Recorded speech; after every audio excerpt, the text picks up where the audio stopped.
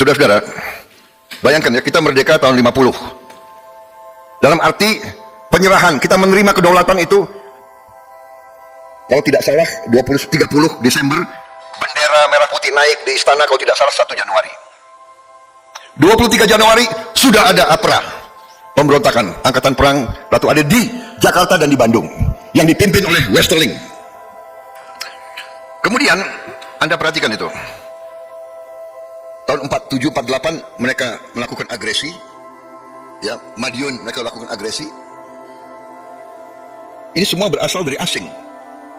Proklamasi NII Anda perhatikan, Agustus 49, September, Oktober, November, 4 bulan sebelum penyerahan kedaulatan, menjelang konferensi meja bundar NII diproklamasikan.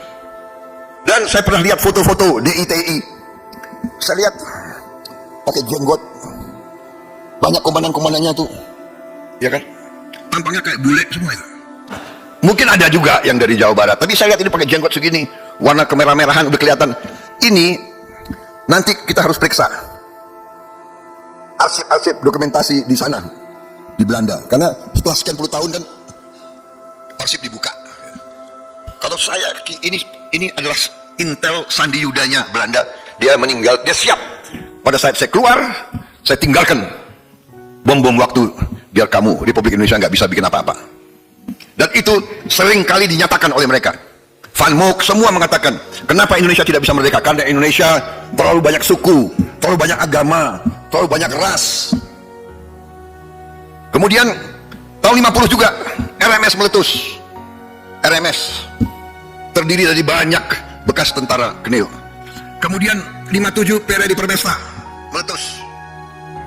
Dan kita tahu PRRI Permesta, ya kan, didukung oleh kekuatan-kekuatan luar, ya kan. UPM, G13 PKI, Trigas Palaku, Malari, Fretilin, GAM, saudara-saudara, saya hafal Fretilin. UPM, saya mengerti, ya. Saudara-saudara, dalam setiap peristiwa ini, apalagi yang saya saksikan dan saya menemukan, selalu ada keterlibatan asing, mengirim senjata, mengirim uang, dan sebagainya, dan sebagainya, dan sebagainya. Ini fakta sejarah. Jadi kalau kita mau bicara sekarang persatuan kesatuan, kita harus mengerti banyak kekuatan yang tidak suka Indonesia bersatu. Dari segi geopolitik, ya, karena di dunia ini, maaf, dalam geopolitik tidak ada suka dan tidak suka, tidak ada, ya kan, dia mengatakan nilai-nilai universal. Yang ada adalah kepentingan. Jadi kita sudah mengerti bahwa dalam benak negara-negara besar, mereka katakan there are no permanent friends and there are no permanent enemies, there are only permanent interests. Lord Palmerston, ini adagium yang diajarkan di semua sekolah politik, sekolah strategi. Jadi kita banyak elit Indonesia tidak mengerti ini, iya kan? Apalagi elit yang sekolah ke luar negeri, sekolah, saya termasuk saya, sekolah ke negara-negara barat. Jadi kita kagum dengan negara barat. Oh, luar biasa, ya kan?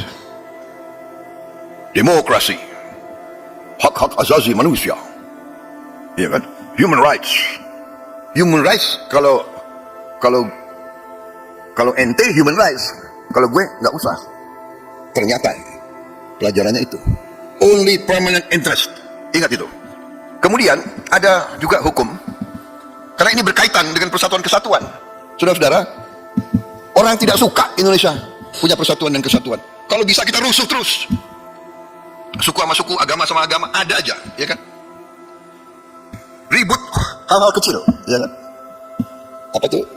Ada yang mengatakan tempat jin buang anak, heboh, rame, ya kan? Kemudian satu lagi yang harus kita ingat, saya juga baru berapa tahun sadar ini, hukum Tukidides, hukum Tukidides. Ini diajarkan di semua sekolah pimpinan, seluruh tentara, seluruh fakultas geopolitik, hubungan internasional di seluruh dunia besar, negara besar. Ini diajarkan. Dan ini ada di benak situasi dunia sekarang. The strong will do what they can, and the weak suffer what they must. Yang kuat akan berbuat apa yang dia mampu berbuat. Dia akan berbuat apa yang dia mampu berbuat. Kalau dia tidak suka Indonesia utuh dan dia mampu memecah Indonesia, dia akan lakukan. Tidak ada di sini sahabat dan tidak sahabat hubungan. Dia akan lakukan. Kalau dia tidak ingin Indonesia utuh dan dia mau pecahkan Indonesia, dia akan pecahkan Indonesia, saudara-saudara. Saya di sini sama sekali tidak mengajarkan kita untuk membenci orang asing. Tidak. Kita perlu mereka, kita mau belajar dari mereka, dan kita berkali-kali mengatakan bahwa kita ingin bersahabat. Kita tidak ada niat untuk mengganggu kalian. Tapi bagaimana? We are sitting on a lot of wealth.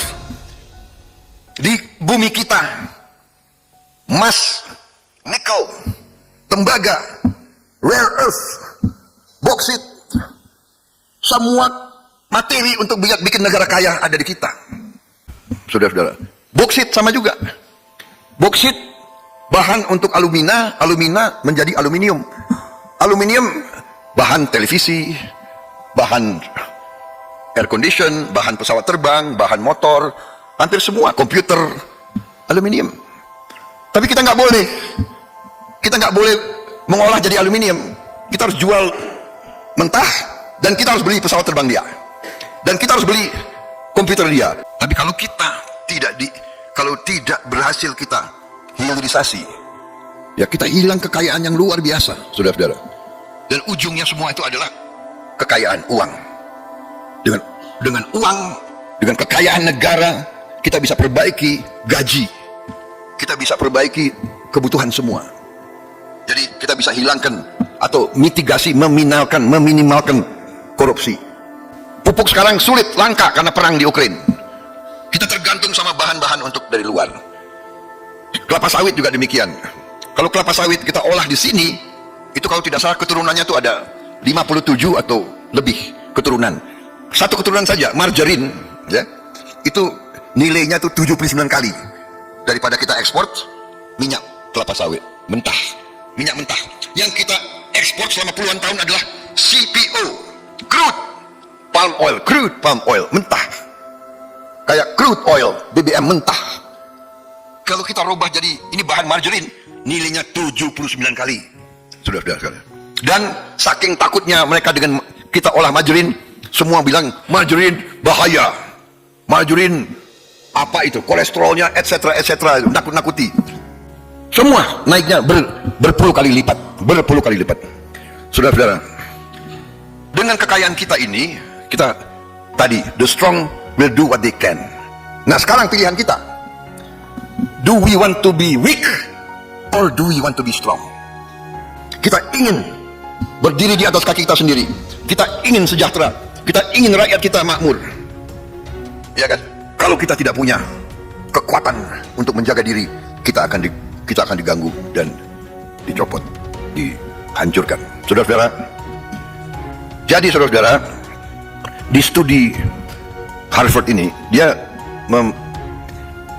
mengkaji negara-negara, pemerintahan-pemerintahan, imperium-imperium yang bertahan ratusan tahun. Kalau nggak salah dia pakai batas 300 tahun ke atas. Dan kalau kita batasi itu, ternyata hanya ada 12 atau 13 di seluruh dunia. Dikaji apa yang common denominator, apa yang persamaan di antara sekian imperium yang mampu bertahan ratusan tahun. Ternyata tiga kesamaan, hanya tiga. Satu,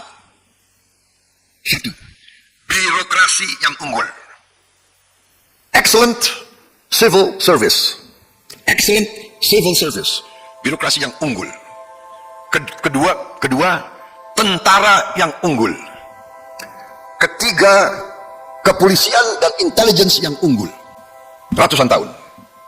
Saudara-saudara, ini the lesson of history. Jadi kalau kita mau negara kita kuat dan langgeng, kita harus punya ASN yang unggul, birokrasi yang unggul, kita harus punya tentara yang unggul, kita harus punya kepolisian yang unggul. Kalau saya pelajari sejarah-sejarah negara maju, selalu polisi itu unggul. Kita jalan di jalan, kita lihat seorang polisi berdiri saja, apakah di Inggris, apakah di kita lihat satu orang polisi berdiri saja, kita sudah segan. We need an excellent police. Syarat untuk kita jadi negara hebat, saudara-saudara. Di mana saja